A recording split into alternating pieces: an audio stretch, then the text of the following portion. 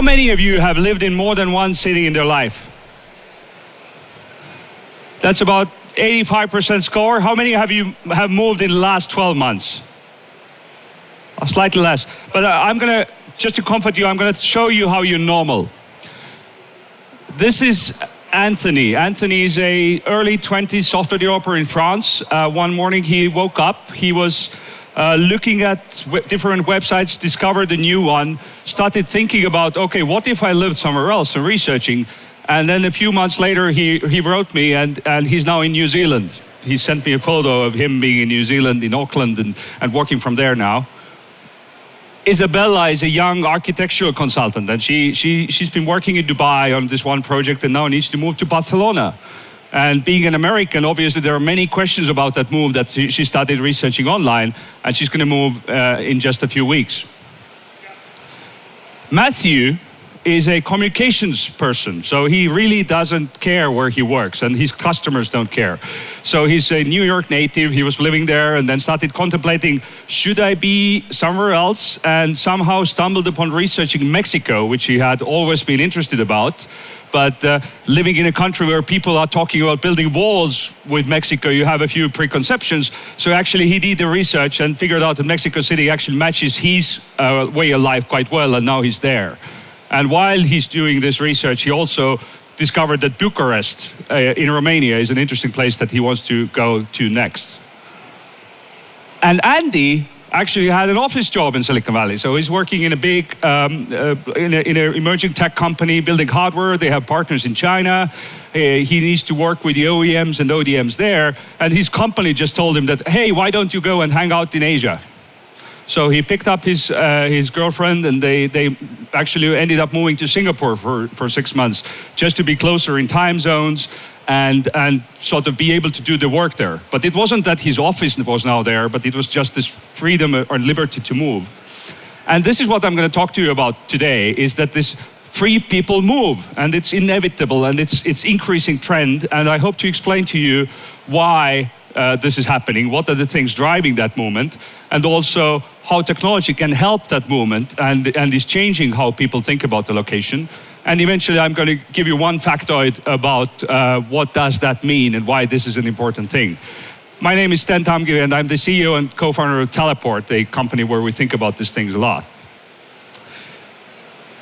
The three things that are driving this seemingly obscure thing that maybe you don't think the random act of being born somewhere is something that will define the destiny of where you're going to spend the rest of your life. The three things that are influencing that are the following. First of all, income has become location independent. The way people make money, the way you earn your salary, you might be a software developer whose skills are portable. So if you speak English and you're great at software development, you probably can get the job anywhere. You might be a designer who can work remotely. Or maybe you build things with your hands and now you can sell them on Etsy, and all of a sudden your market is not your village, but your income can come from anywhere in the world. Secondly, while income is becoming location independent, your cost is not. If you look at an average person spending throughout their lifetime, 80–90% of that is still super local. You're paying for housing, you're paying for taxis, you're paying for your kids' school, you're going to go to the local supermarket to buy food, and maybe you have, a few stocks in a global company and you have some part of where your money goes that is actually international. Majority of it is not. So cost has not followed the trend that income has. And thirdly, we live in a mobile society, and it's kind of silly to explain that in Finland, but what most people think about when you hear mobile society, you think about mobile phones, or sort of the devices have lost the cord. This is true, but what I'm talking about here is that how mobility has actually, this technological change has actually made people more mobile.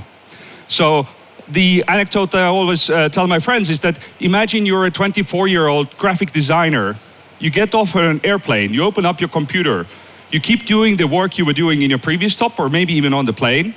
You have a car waiting for you at the airport. You have a place to stay for the night, but you might not know what the name of the city is yet. That was not possible 10 years ago, and now it's a very, very common practice for people. So, if there are these three trends colliding and people can actually choose where to live, that actually creates this world. One way you can view the world is actually a two-sided marketplace, where you have on one side, you have people, you have talent, who is looking at what is the best place for me to realize my potential.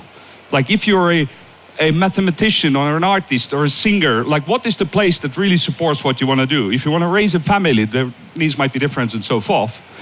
And on the other side, you have places. And what we found in Teleport's research and working with our customers till now, it might sadden some, but nation states don't really matter. So places are cities and the urban areas, and nobody today, no millennial would go and say that, hey, I'm moving to United States of America.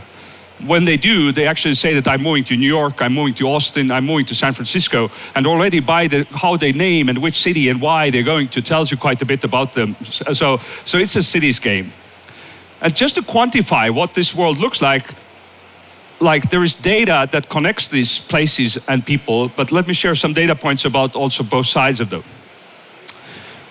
There are about 1.8 billion millennials in the world. And I tried really hard when starting this company to avoid that buzzword and not worry about the millennials in that moment.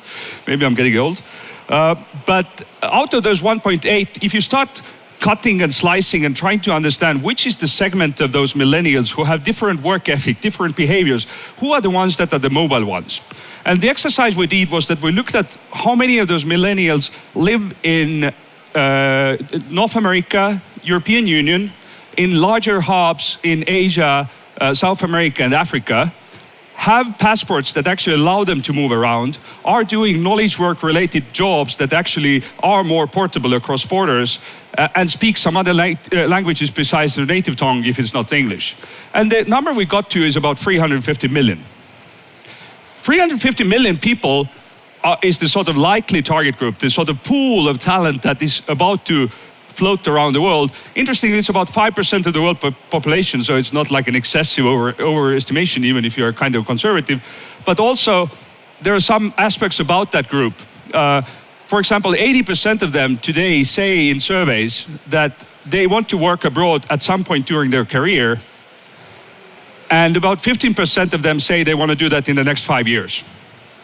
So if you want, you can imagine there is this sort of a lake filled with 350 million people, and the dam is about to burst, and at the rate of 10 million persons a year, this group is going to be hanging out around the world.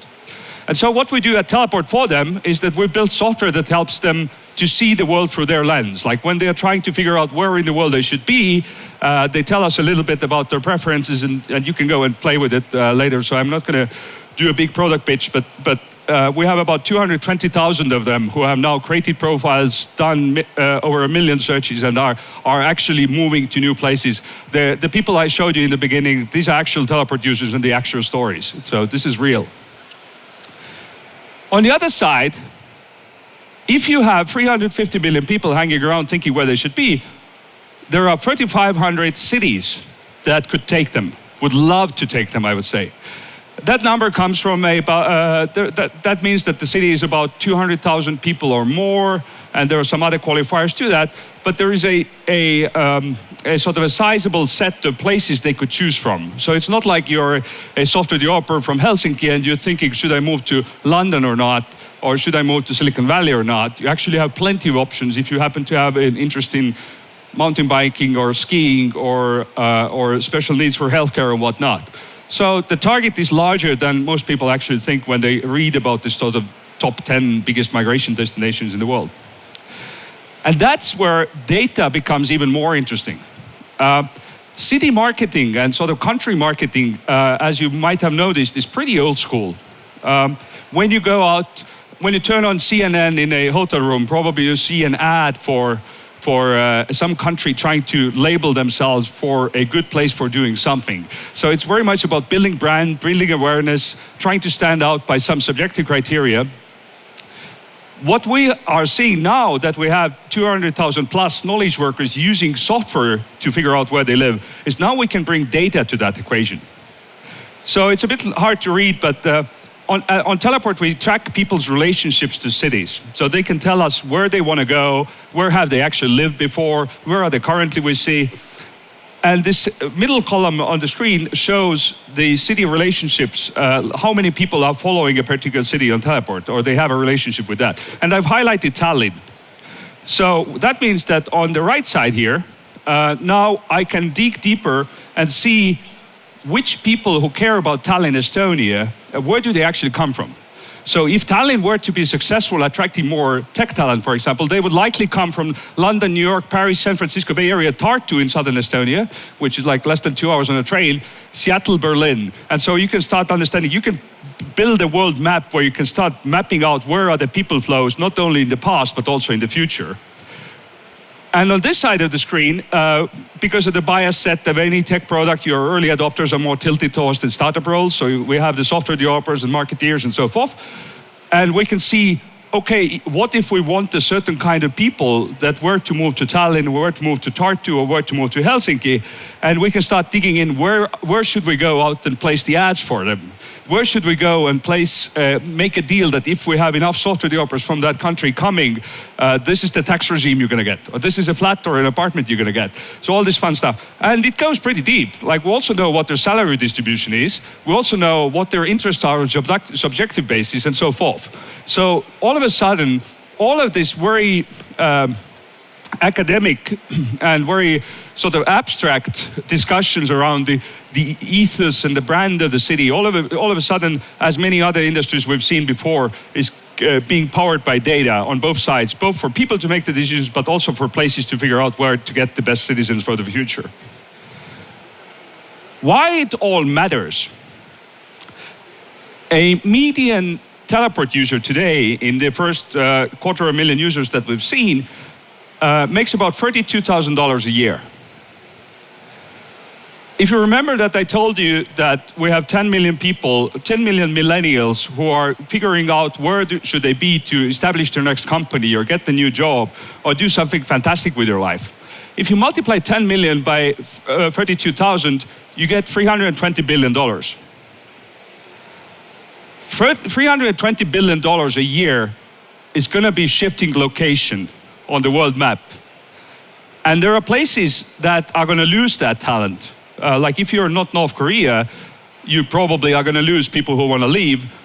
And in those cases, because of the information and the data game, the places that screw up their environment, places that don't have the good tax regime, places that don't have safe streets, they don't have great education for their kids, they're going to be losing people faster than ever before.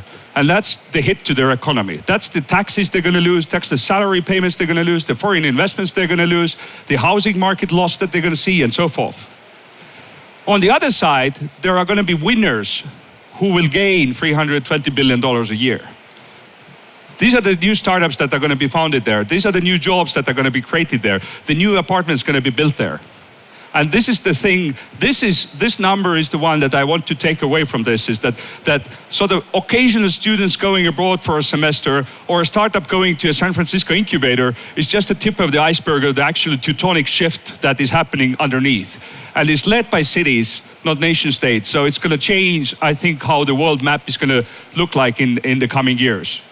Teleport has a great advisor called Parag Khanna, who's written a few books on the topic, and he's a big researcher of urbanization. And I really love one of his proposals is that humankind has been drawing the maps wrong. If you look at the typical map, we waste a lot of pixels to draw the borders. Instead, we should be drawing maps that show where the pixels connect the cities, where are the people flows, where is the talent flow, where are the capital flows, and so forth. So go out there, play with Teleport, Google for a map that shows how cities get connected, and hope to see you soon on the move. Thank you.